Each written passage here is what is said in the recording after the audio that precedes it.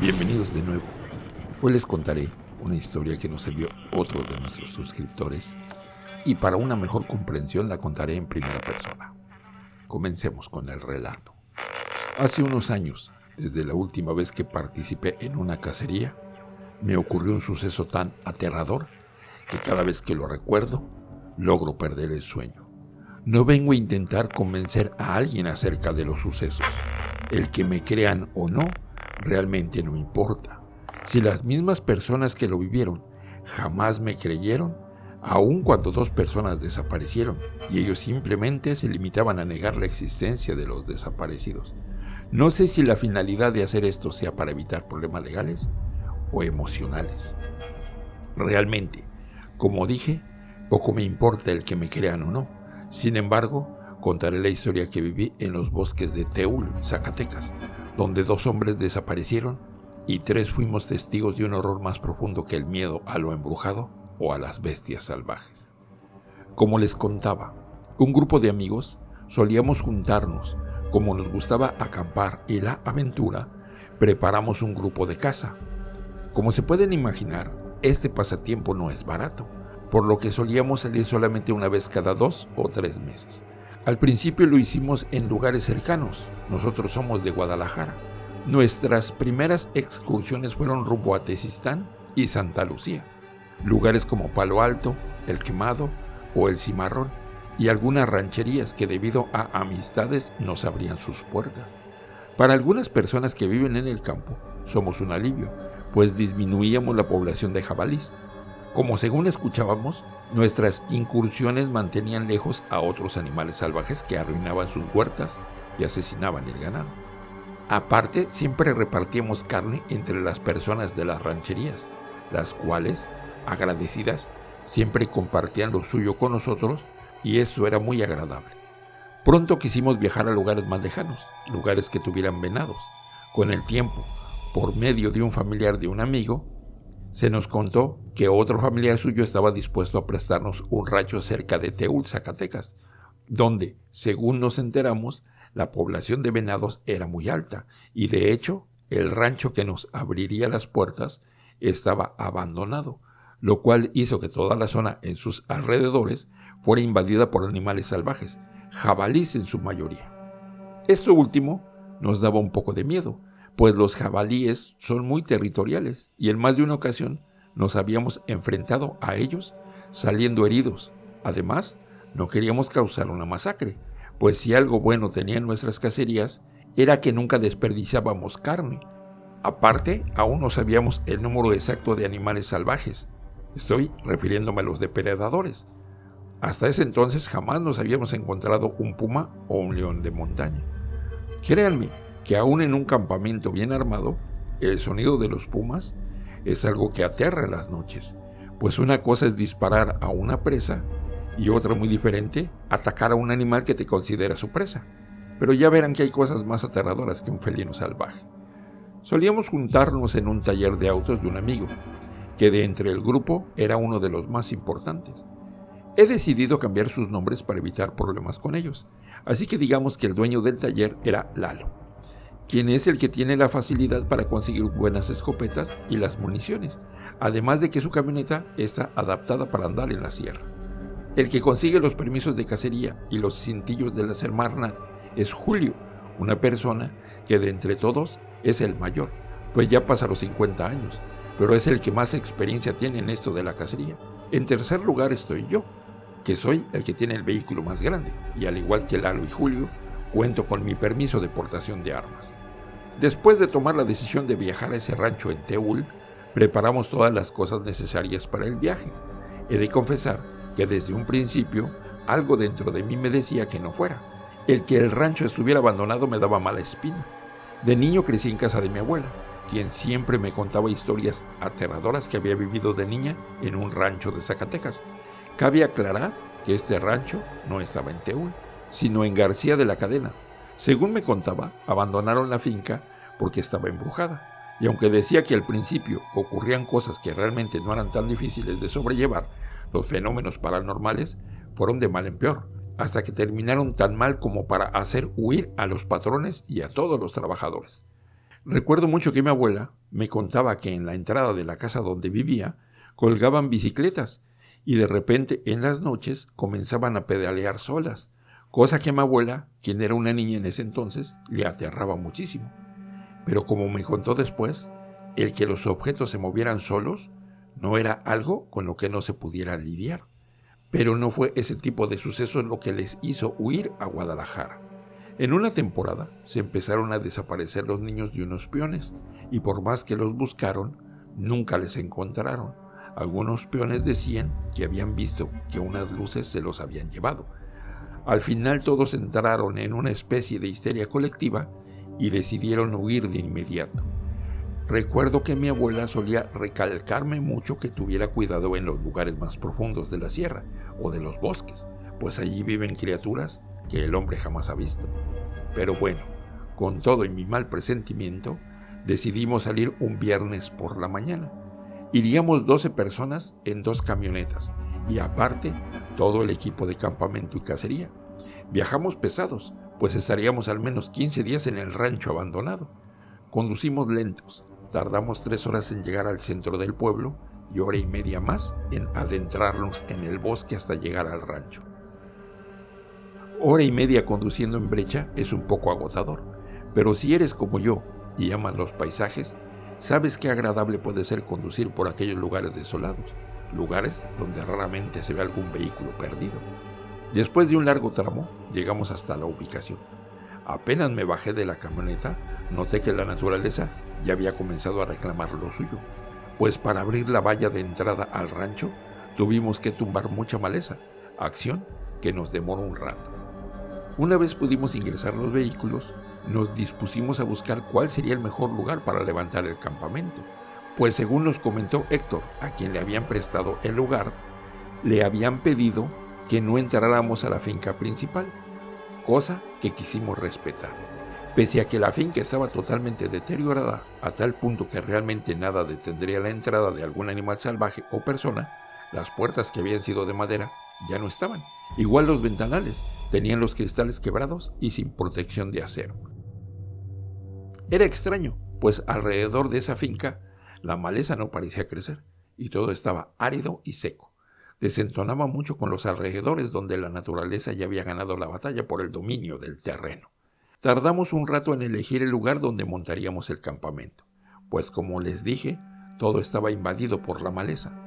Dimos vueltas un rato al perímetro del rancho hasta que nos decidimos por una zona que estaba más despejada. Era lo que parecía ser una terraza frente a una vieja alberca llena de hierbas. Nos dispusimos a limpiar de maleza con machetes. Una vez que despejamos el terreno, nos dividimos en 2 grupos. Un grupo levantaría las casas de campaña y 5 hombres irían conmigo a buscar leña. Uno de ellos era Héctor. De hecho, no tuvimos que caminar mucho para recoger la leña. Yo caminaba armado, pues aún así tenía miedo de que en el camino nos encontráramos en el territorio de jabalís. Pues como les dije, suelen ser muy territoriales y dudo mucho que una sola escopeta eliminara a todo un grupo. Por suerte, mi temor no se cumplió. Rápidamente conseguimos en los alrededores dentro del rancho toda la leña que necesitábamos y los únicos animales que vimos fueron ratas de campo y algunas ardillas. Esa misma noche iríamos a farear, pues por lo regular era en la noche cuando los venados son más fáciles de emboscar. Así que nos dividimos nuevamente. No todos deseaban andar de madrugada por el bosque. Además, solo llevaríamos un vehículo, pero debido a lo difícil del camino, la mayor parte de la búsqueda se hace a pie, pues los venados se encuentran muy adentro y allí no caben los vehículos.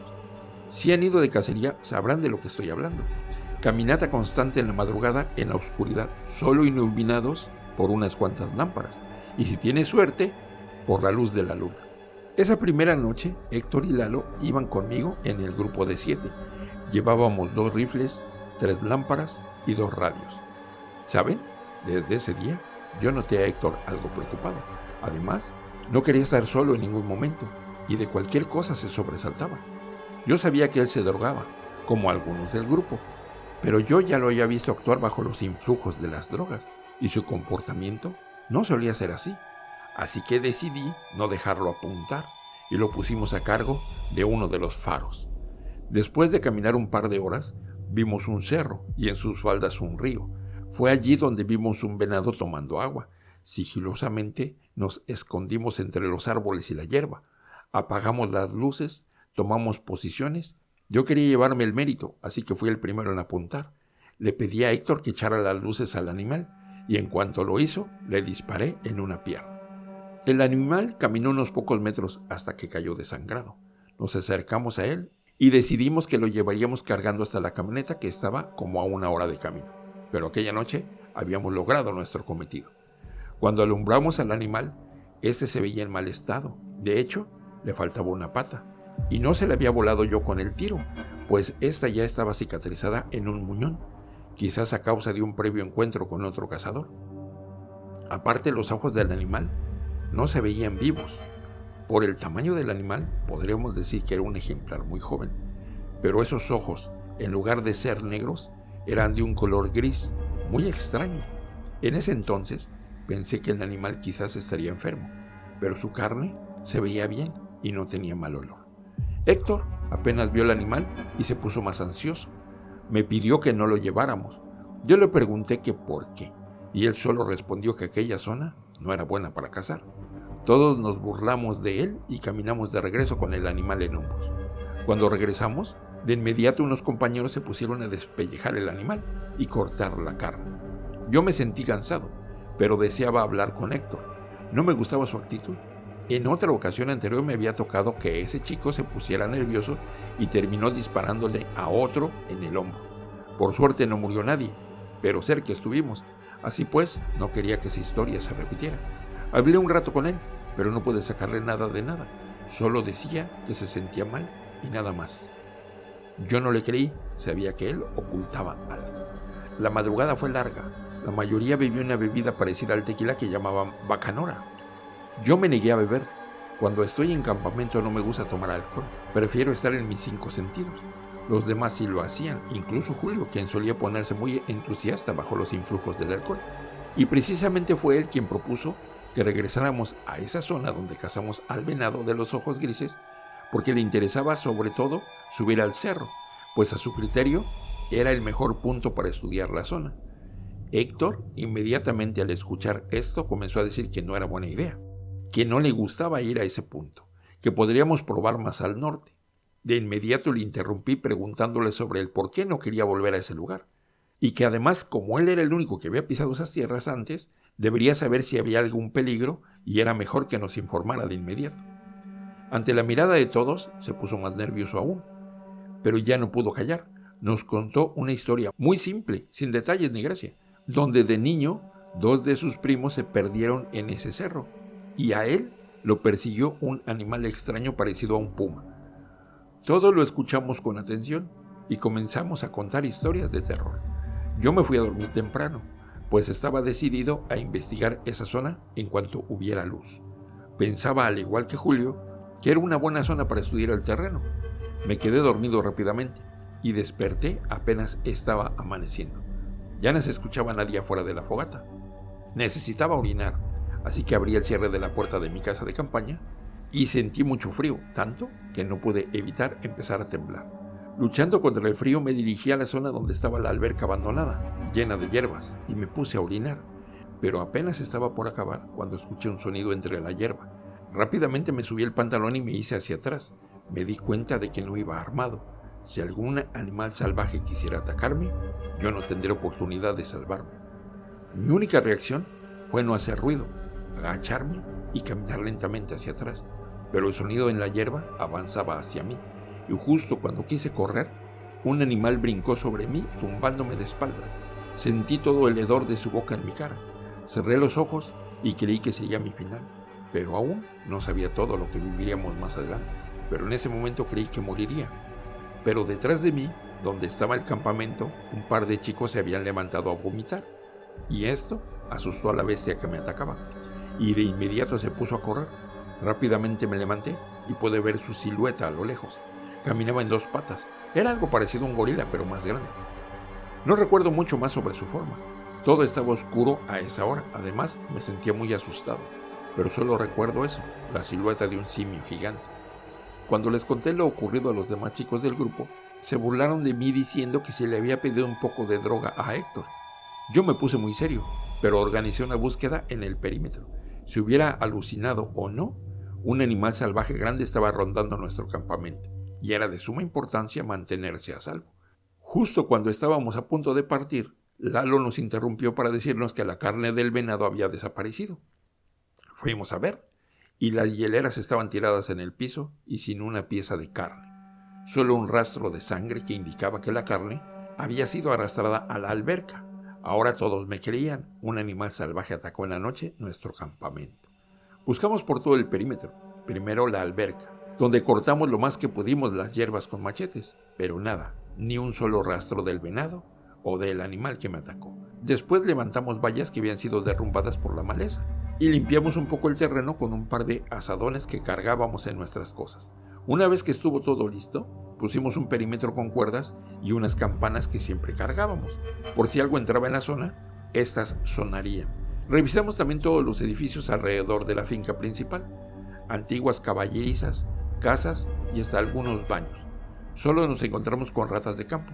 Al final solo faltaba entrar a la finca, la cual nos habían prohibido entrar. Pero no importaba, solo entraríamos unos minutos y no nos quedaríamos allí. A fin de cuentas, el dueño ni se enteraría. Entramos por la puerta principal, ya que la madera de la puerta se había podrido y fue muy fácil entrar. Solo Julio y yo íbamos armados con rifles. Caminábamos sigilosos, pues no sabíamos si adentro habría algo. Yo sentía cierta sensación rara. Era muy drástico el cambio de clima dentro de la casa. Afuera hacía muchísimo frío y adentro hacía un calor insoportable. Aún así, casi todas las paredes estaban cubiertas por un extraño musgo y hongos que jamás había visto. Revisamos cada habitación en la planta baja.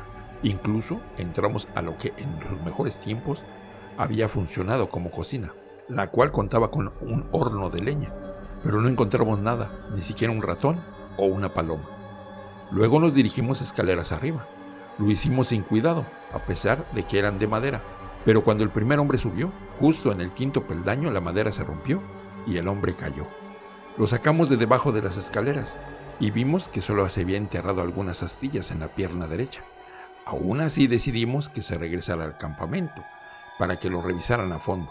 Por suerte, uno del grupo trabajaba como paramédico y él podría curarle las heridas. También nosotros regresamos al campamento. Necesitaríamos una soga si queríamos subir a revisar la segunda planta.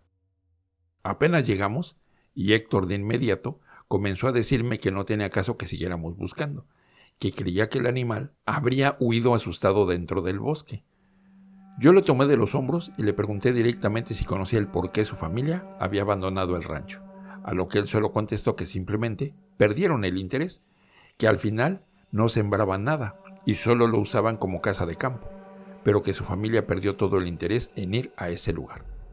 Yo no le creí, mi mente comenzaba a armar una historia, la cual trataba de una zona invadida por animales salvajes, los cuales mataron a 2 de sus primos, y esta historia decidí contársela así directamente, pero su respuesta fue solo: no sabes nada de lo que pasó aquí.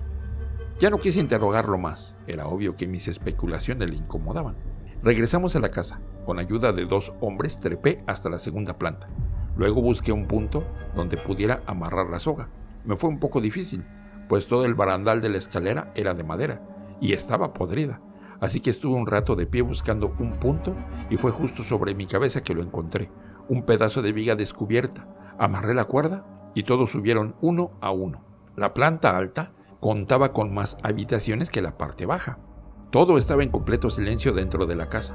Pese a que todas las ventanas y las puertas estaban rotas, el sonido se aislaba. Revisamos todas las habitaciones, no solo en busca de un animal, sino también pistas que delataran su presencia.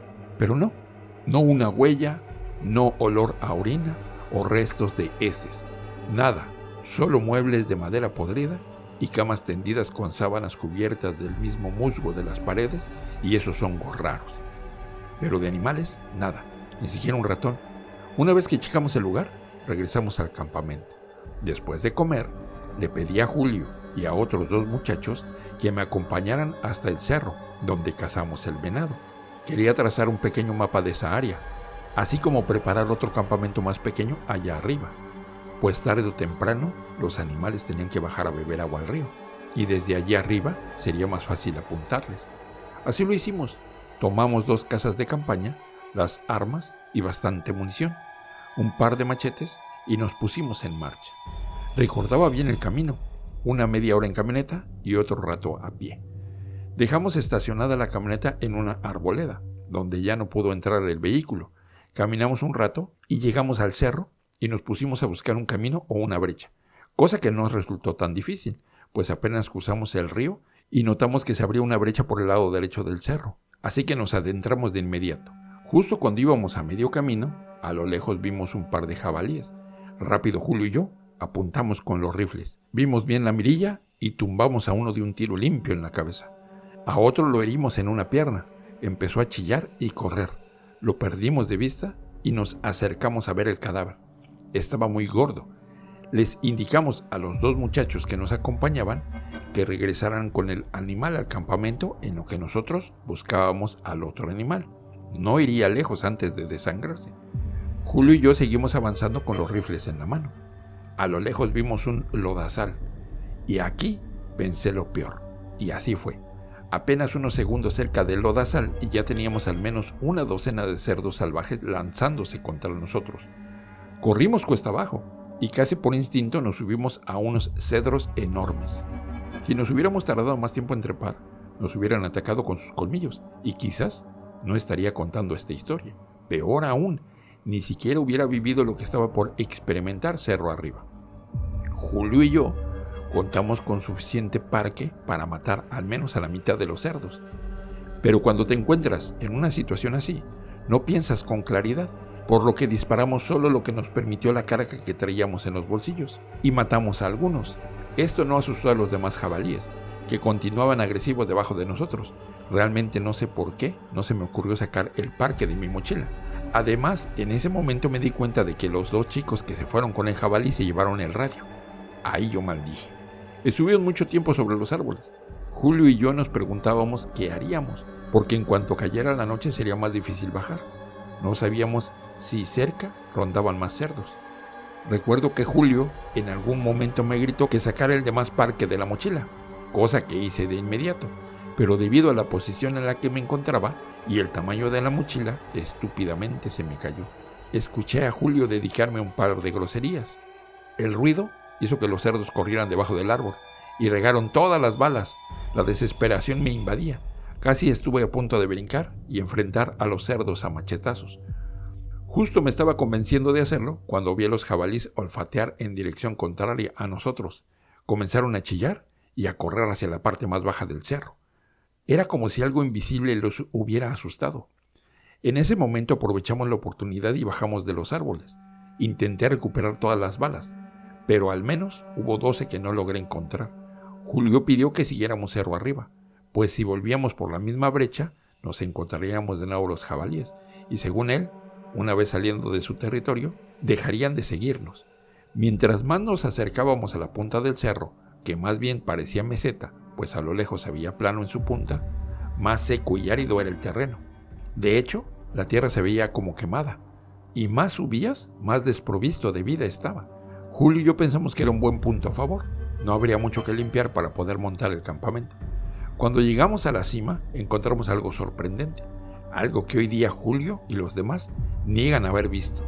Un círculo de piedras talladas con extraños símbolos de un posible origen prehispánico, de al menos 1,5 metros de altura y más allá la entrada de una cueva. Julio y yo la revisamos muy superficialmente. Yo imaginé de inmediato que quizás los primos de Héctor se cayeron dentro y nadie los rescató. Por eso abandonaron el rancho.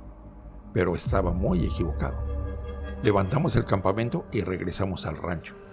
De camino de regreso rodeamos el lugar donde habíamos visto a los jabalíes, pero justo al llegar al río los volvimos a encontrar, pero esta vez estaban muertos. Eran al menos unos 15 cadáveres.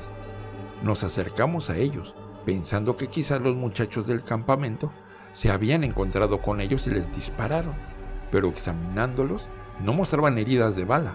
De hecho, todos estaban abiertos en canal y tenían las vísceras de fuera, como si los hubieran abierto con una navaja, uno por uno. Julio y yo nos preguntamos acerca de qué habría ocurrido. Descartamos que fueran los muchachos. Ellos bien sabían que hay que retirar con mucho cuidado las vísceras, pues la bilis se riega rápido y echa a perder la carne. Además, un grupo tan grande no sería fácil de abatir, y menos con navajas. Miramos cada uno de los cerdos de nuevo. Por todos lados los examinamos y en ninguna parte tenían marcas de balas. Decidimos amontonar los cadáveres lejos del río, cerca de la maleza. Ya algún animal carroñero terminaría por desaparecerlos. Pero esto también sería un problema, pues seguramente el hedor atraería a los pumas o los leones de montaña. Al final Julio y yo propusimos dar armas a otros dos y traer un grupo más numeroso del que teníamos contemplado. Cuando llegamos, los encontramos con que ya habían despellejado y destazado al jabalí. De hecho, ya lo estaban preparando para asarlo a las brasas. Por suerte, siempre cargamos con condimentos y especias. Aquella carne que no comeríamos, la preparábamos en cecina. Todo el grupo se encontraba tranquilo y bebiendo bacanora. Escucharon con atención nuestra aventura con los jabalíes y cómo escuchamos algo que los hizo huir. También cómo encontramos que en la punta del cerro todo estaba plano y despejado. Julio y yo les explicamos que decidimos montar allí el campamento, pero con más hombres, por si nos encontrábamos con un puma, ya que necesitaríamos montar guardias. Partimos hasta la mañana siguiente. Aquella noche querían pasarla allí. Había suficiente carne para 2 días. Además, todos estaban contentos, menos Héctor, quien se me acercó y me dijo que él no iría al cerro. Yo le volví a contar lo que pensaba. Le dije que quizás sus primos cayeron por la cueva que estaba en la punta del cerro, a lo que con una risa nerviosa me preguntó si había entrado allí. Yo le dije que no, que solo me había asomado, pero probablemente estaría muy profundo. Héctor se burló y me dijo: esa cueva no tiene profundidad, entras y sales y ya. No le hice mucho caso. La verdad comenzaba a desagradarme un poco este tipo.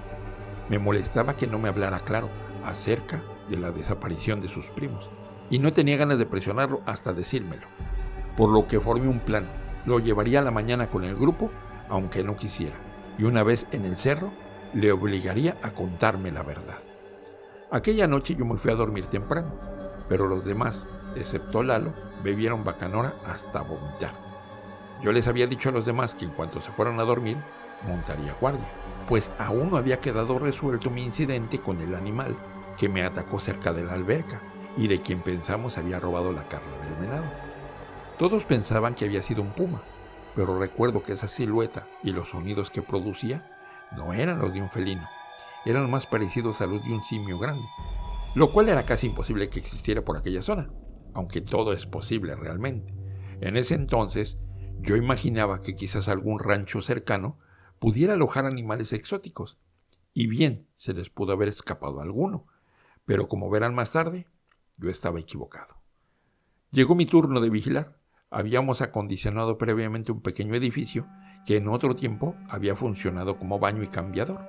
Desde el techo la vista era muy buena, así que subí una silla y me senté en ella con un rifle a mi lado y un cigarro en mis labios. Además, llevaba un termo de casi 1 litro lleno de café. Aquella noche no había luna. Por lo regular los animales salen más las noches así, y por alguna extraña razón los animales no salen cuando la luna está llena. Cuando me había bebido casi la mitad del termo, escuché las campanas que pusimos en el perímetro. Rápidamente levanté el rifle y vigilé el punto donde se escuchaba la campana. No vi nada, pero sí se movía la campana. Bajé el rifle y saqué unos binoculares con vista nocturna, y fue entonces cuando lo vi, esa misma silueta que me brincó encima la mañana anterior. Tomé el rifle y le apunté. No lograba verlo bien, pero su silueta era casi humana, de no ser por el largo de sus brazos que le daban un aspecto simiesco. Sin pensarlo 2 veces, apreté el gatillo y le di posiblemente en el hombro. Un sonido cavernoso sonó fuertemente en el aire, lo que hizo que más de alguno de los chicos se despertaran. «¡Vengan a ver!», les grité, y volví a disparar. El animal gritó una vez más y corrió hacia el bosque. Los demás salieron de sus casas de campaña y encendieron las lámparas para ver de qué animal se trataba, pero ninguno logró ver más allá de su espalda, pues corría de una manera extraña, erguido pero torpe. Intenté dispararlo una vez más, pero lo perdí de vista. Los demás salieron armados y con lámparas tras él, pero nadie logró darle alcance. Al final, todos regresaron preguntando, ¿qué carajo será eso? Otros afirmaban que era un gorila, pero yo, que fui el que mejor lo vio, les dije que los gorilas no tenían ese tamaño, pues fuera lo que fuera, medía más de 2 metros y no tenía pelo. Todos intentamos seguir el rastro de sangre, pero este desaparecía después de un par de kilómetros dentro del bosque, tomando camino hacia el cerro, donde habíamos levantado las bases del segundo campamento. Así que decidimos regresar. Yo estaba un poco paranoico, así que inmediatamente le pregunté a Héctor que si él sabía algo acerca de lo que estaba ocurriendo. Él no quiso contestar, solo lloraba extrañamente y decía no saber, además de afirmar que era muy niño cuando estuvo en ese lugar. Yo no le creía, no era normal que se pusiera así de histérico, pero ante la presión de los demás, decidí dejarlo en paz. Como no lograríamos dormir, decidí partir de una vez en busca del segundo campamento. 7 hombres subiríamos en la camioneta. Con suerte la bestia se habría desangrado y la encontraríamos de camino al campamento en el cerro. Pero al menos todo el tramo que anduvimos en la camioneta no vimos nada. Bajamos de la camioneta para seguir a pie, luego seguimos hasta el río. Suena sencillo, pero realmente es 1 hora de camino hasta llegar al río, y aún estaba oscuro. Íbamos iluminando el paso, el cual comenzaba a marcarse después de nuestras incursiones. Cruzamos el río, luego pedí que iluminaran el lugar donde Julio y yo habíamos amontonado los jabalíes, pero ya no estaban, solo un par de cabezas y huesos. Supuse que habrían sido devorados por coyotes, pumas o hasta sopilotes. Seguimos caminando, no sin antes contarles a Lalo y Héctor, quien venía quejándose, y a los demás, que Julio y yo habíamos amontonado allí los cadáveres de los jabalíes que encontramos muertos. Lalo nos dijo a todos que tuviéramos cuidado, pues era muy probable que nos encontráramos a un gatote, refiriéndose a un puma. Y la verdad nadie se rió, solo seguimos caminando. Cuando llegamos al punto donde Julio y yo habíamos levantado una casa de campaña, todos quedaron sorprendidos por las rocas con símbolos, menos Héctor, quien permanecía de espaldas y se mordía los labios. Yo no dudaba ni un poco que él estuviera súper drogado. Uno de los chicos que nos acompañaba era estudiante de antropología de la Universidad de Guadalajara, y fue él quien quedó más maravillado aún. Nos contó que existía muy poca información de las tribus que habitaron aquellas zonas, pero que por lo regular, lugares así solían ser usados o como observatorios o como lugares de culto a dioses antiguos. Apenas escuchó Héctor el discurso cuando se giró bruscamente y nos pidió que nos fuéramos. Intentamos calmarlo, pero lo único que logramos fue alterarlo más. «¡No se acerquen a la cueva!», nos gritaba. Lalo se enojó y con fuerte voz le advirtió que si no se calmaba, lo dejarían volver solo hasta el campamento. Al final, no le quedó otra que tranquilizarse un poco y se quedó sentado en una piedra fumando un cigarro. Levantamos las demás casas de campaña y una vez hecho esto, la curiosidad de ver dentro de la cueva nos ganó, así que tomamos las lámparas, un par de escopetas y nos pusimos a mirar. Tal como dijo Héctor, la cueva no tenía profundidad, de hecho era muy angosta, pero ante nuestra sorpresa encontramos unos grabados en las paredes, pinturas antiguas a las que no les encontrábamos forma de primera mano, hasta que nuestro compañero, estudiante de antropología, encontró un patrón en los dibujos. La pintura mostraba las piedras que estaban en la entrada de la cueva y lo que parecían indígenas a su alrededor, adorando a una especie de dios antiguo que se encontraba justo en medio del círculo de piedra. El joven estudiante nos confirmó que quizás aquel cerro habría servido como algún tipo de centro de culto o algo así. Decidimos entrar para ver bien y justo cuando acabábamos de entrar, escuchamos a Héctor gritar. El primero en salir de la cueva fui yo, con rifle en mano, y lo único que alcancé a ver fue que algo arrastraba a Héctor cerro abajo, a quien él gritaba, «¡Les dije! ¡Les dije!». Corrí para intentar ver que lo arrastraba, pero justo cuando estaba a punto de alcanzarlo, escuché otro grito detrás de mí. También un par de tiros, y en lo que giré la cabeza, Héctor ya estaba demasiado lejos como para alcanzarlo. Apunté con el rifle y vi la misma silueta a la que le había disparado antes. Intenté dispararle, pero era difícil.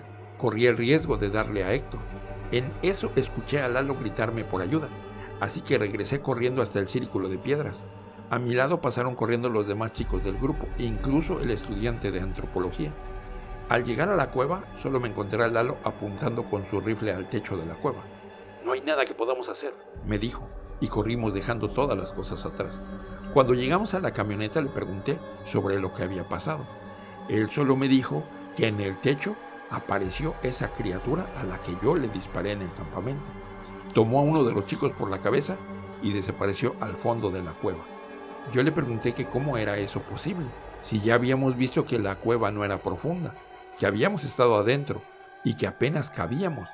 Me respondió que no sabía cómo, pero que un chico, al escuchar los gritos de Héctor, comenzó a sangrar de la nariz, que todo había pasado tan rápido que solo recordaba que el tamaño de la cueva de alguna manera había cambiado, y cuando menos lo esperaban, la criatura ya estaba sobre el chico que le sangraba la nariz, lo tomó por la cabeza y desapareció al fondo de la cueva. Yo le dije que deberíamos calmarnos, pues por lo vivido podríamos ver cosas que no eran, pero que lo mejor sería resguardarnos en el campamento y en la mañana organizar una búsqueda. Lalo me miró y me dijo que yo podía hacer lo que quisiera, pero que él y los chicos se irían inmediatamente. No volví a dirigirle la palabra durante todo el camino de regreso al campamento, ni siquiera cuando después de 20 minutos de conducir nos encontramos a los chicos que habían huido corriendo. Les indiqué que se subieran, se veían muy asustados, pero no quise hablarles del tema. En verdad no deseaba irme, estaba obsesionado con las extrañas criaturas de la cueva en el cerro y aún mantenía la esperanza de encontrar a los desaparecidos vivos o muertos. No les ayudé a recoger el campamento. Si me quedaba, lo haría a la intemperie, pues mi casa de campaña quedó en el segundo campamento. Me quedé sentado afuera de la puerta de la finca central del terreno y el estudiante de antropología se acercó a mí mientras todos se amontanaban en la camioneta de Lalo y me pidió que los acompañara. Yo le dije que no, que quería buscar a las bestias, al menos una última vez. Me volvió a pedir que nos fuéramos, pues me aclaró que todo de lo que acabábamos de ser testigos no tenía explicación lógica, que hasta donde él sabía, esas criaturas no pertenecían a este mundo. Recuerdo bien sus palabras. Los antiguos habitantes tenían conocimientos incomprensibles para nosotros. No sabemos si uno de esos conocimientos pudo traer a seres de otra dimensión. Sé que suena loco, pero después de lo que vimos en la cueva, puedo atreverme a afirmar cualquier cosa. Después de decirme esto, me pidió una última vez que nos fuéramos. Le dije que no, que después los alcanzaría. Los vi irse rápido, no sé cómo le hicieron, pero cupieron todos en una sola camioneta. Yo me fumé un par de cigarros tratando de trazar un plan. A pesar de que tomé una decisión apurada, tampoco quería lanzarme en el calor del momento, en medio de la noche y ante lo desconocido. Al final decidí pasar la noche dentro de la finca. Total, ya no estaba Héctor. ¿Quién me lo prohibiría? Busqué una habitación que no tuviera ventanas, la limpié un poco, pero no quise meter mano al musgo y al hongo de las paredes.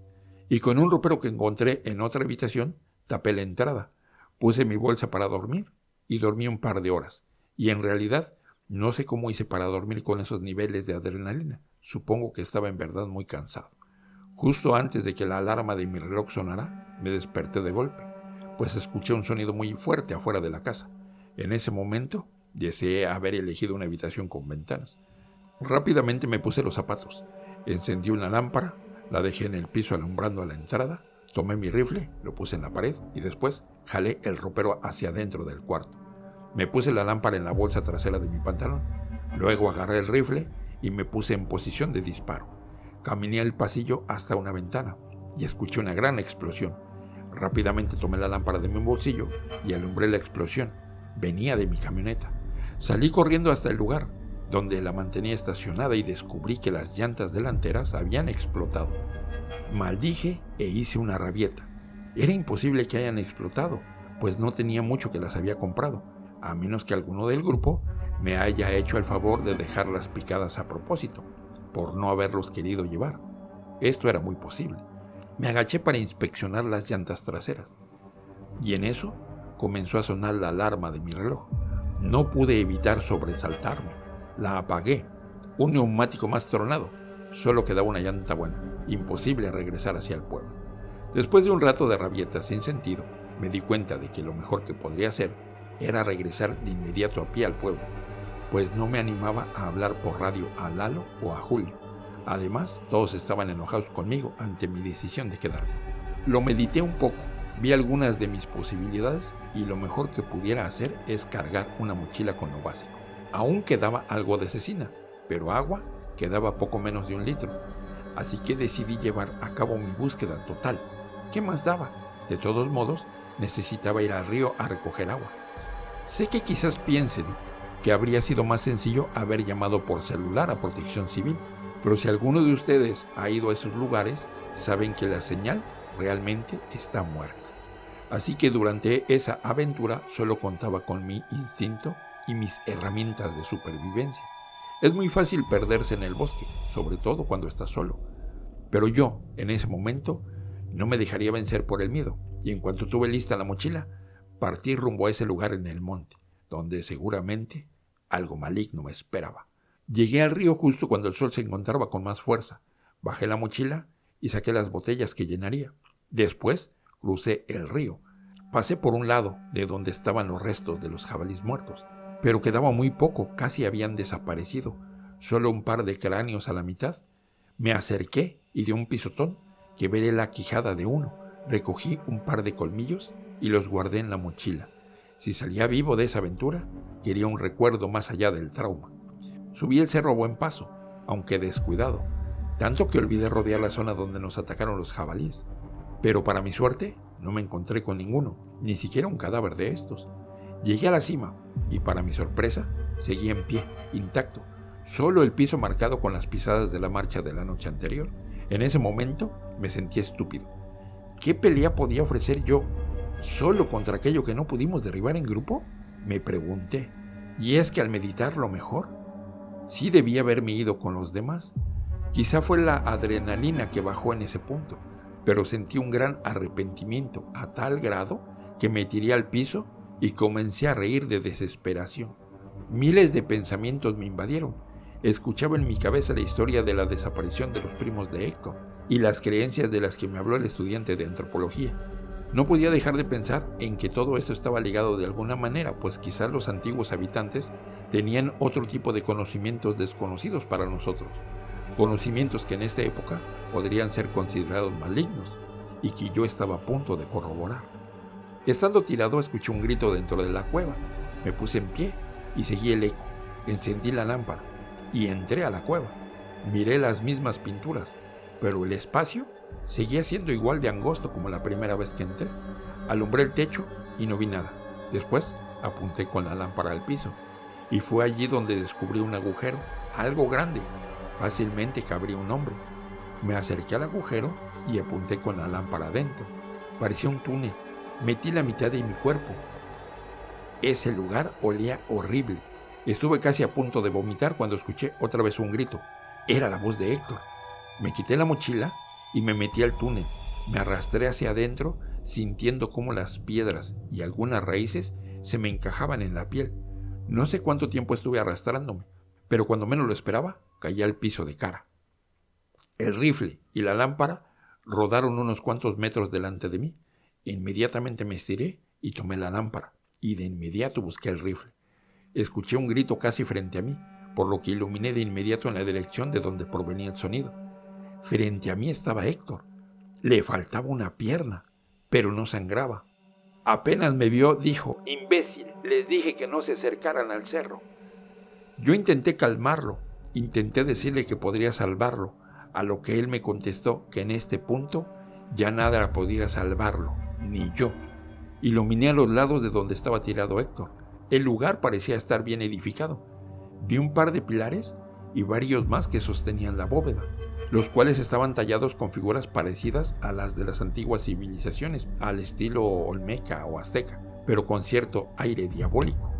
Busqué mi rifle y me acerqué a Héctor, y con una voz autoritaria le pregunté que si sabía qué eran esas criaturas que nos habían atacado. A lo cual me contestó: «No lo sé, son las mismas que llevaron a mis primos cuando éramos niños. Nuestro abuelo solía prohibirnos alejarnos del rancho. Sobre todo nos prohibía acercarnos a este cerro. Siempre decía que guardaba algo maligno en su interior, pero nunca lo escuchamos. Un día de niños venimos al cerro, luego subimos, entramos a la cueva y ellos desaparecieron. Yo regresé corriendo al rancho. Mi familia buscó a mis primos todo un mes, pero la gente del pueblo siempre se negaba a acercarse al cerro. Siempre fue leyenda entre la gente el que las personas desaparecían aquí. Yo volví a preguntar presionando sobre esas criaturas, pero solo me respondió que no sabía nada y rompió a llorar antes de desmayarse. Yo sabía que no lograría salvarlo, no había manera de sacarlo. Además, no sabía cuánta sangre había perdido. Probablemente hubiera muerto antes de que cruzáramos el río. Ahora, el problema era encontrar la manera de que yo pudiera salir de ese lugar, pues el túnel por el que había caído estaba como 2 metros por encima de mí, así que intenté buscar alguna piedra o algo a la que pudiera subirme para poder alcanzar el agujero para poder trepar y escapar de ese lugar, por lo que comencé a iluminar todo el piso de la sala, la cual era muy amplia. Conforme pasaba la luz, vi cráneos partidos. Comencé a sentirme desesperado. Fueran lo que fueran esas criaturas, regresarían tarde o temprano. Empecé a caminar en círculos, cuando sentí que una mano agarró mi camisa por la espalda. De inmediato me di la vuelta y ciegamente di un tiro con el rifle. Escuché un gruñido, tomé la lámpara y vi que era una de esas criaturas. No me detuve a ver cómo eran de cerca, pero me atrevería a decir que tenían una mezcla entre humano y simio. Recargué el rifle y volví a disparar. Escuché un grito más fuerte y también pisadas fuertes en retirada. Yo caminé hacia atrás sin dejar de apuntar, y en uno de esos pasos, en una de mis botas sentí el piso más blando. No alcancé a regresar el pie cuando volví a caer. La caída me hizo perder el sentido. Cuando desperté, me encontraba tirado en un matorral junto al río. Tardé algunos minutos en recuperarme. Afortunadamente, no tenía más que unos raspones. Me senté tratando de recordar lo que acababa de ocurrir. Luego localicé el rifle y la lámpara. Me puse de pie, tomé el rifle, pero la lámpara ya no servía, estaba hecha añicos. Me acerqué al pie del cerro. No entendía cómo al haber caído desde arriba seguiría vivo y además entero, pero la respuesta apareció ante mis ojos. Un matorral escondía otro agujero. No quise asomarme, pero deduje que detrás había otro túnel, como el que me llevó hacia la cámara debajo de la cueva. Regresé sobre mis pasos y puse marcha de nuevo al rancho, pues ya estaba oscureciendo y no tenía ni el más mínimo deseo de seguir en aquel maldito lugar. Pasé la noche dentro de mi camioneta con un frío terrible, y aunque estaba asustado, afortunadamente nada más ocurrió esa noche. A la mañana siguiente, tomé camino por toda la brecha que llevaba hasta el camino que conducía al pueblo, acompañado solo de una lámpara que afortunadamente siempre guardaba para casos de emergencia la guantera de la camioneta. No sé por cuánto tiempo estuve caminando, pero la oscuridad llevaba ya un par de horas siguiéndome. No quería pensar en nada, solo caminaba con la cabeza abajo hasta que unos faros me aventaron las luces altas. El vehículo se detuvo. El conductor era un señor de unos 70 años, que muy amablemente se ofreció a llevarme hasta el pueblo. Intentó interrogarme un poco, pero me limité a mentir. Le dije que estábamos acampando y que me perdí. Él me comentó que no me recomendaba acampar por esa zona, pues cerca del río hay un cerro donde muchas personas han desaparecido. Yo fingí no saber nada y me limité a escucharlo. El señor amablemente me permitió usar su teléfono. Llamé a una de mis hermanas y conseguí que me enviara dinero por medio de un Oxxo. Inmediatamente pagué un transporte directo hasta Jalisco. Hace ya tiempo de todo lo que me ocurrió en Zacatecas. Jamás hice nada para recuperar mi camioneta, y las pocas veces que he ido a visitar a Lalo a su taller, me encuentro siempre la misma respuesta. Nada ocurrió. Héctor no existe. Lo mismo que el otro chico desaparecido. Y es el mismo argumento que me ofrecen todos los demás cuando intento hacerles plática al respecto. Incluso Julio, quien sigue organizando cacerías. Créanme que me ha costado mucho asimilar todo lo que me pasó. Y más me costó ir a hablar con los demás. Hasta ahora no les he querido volver a visitar. Siento algo de rencor hacia ellos. Como les dije al principio, quizás negarlo sea la manera más fácil de superar lo que ocurrió, pero no para mí. En fin, creo que esas criaturas se comieron a Héctor y al otro. También creo que aún esa maldad sigue allí dentro del cerro. ¿Quién sabe? Yo por mi parte jamás volveré a pisar terrenos desconocidos. ¿Quién sabe qué otros misterios se escondan por allí? Vaya historia la que nos mandó nuestro suscriptor. Espero que te haya gustado. Si es así, dale like, compártelo y déjanos un comentario. Además, si quieres que una de tus historias sea contada en este canal, haznos favor de enviarla al correo que está apareciendo en pantalla. Muchas gracias. Hasta la próxima.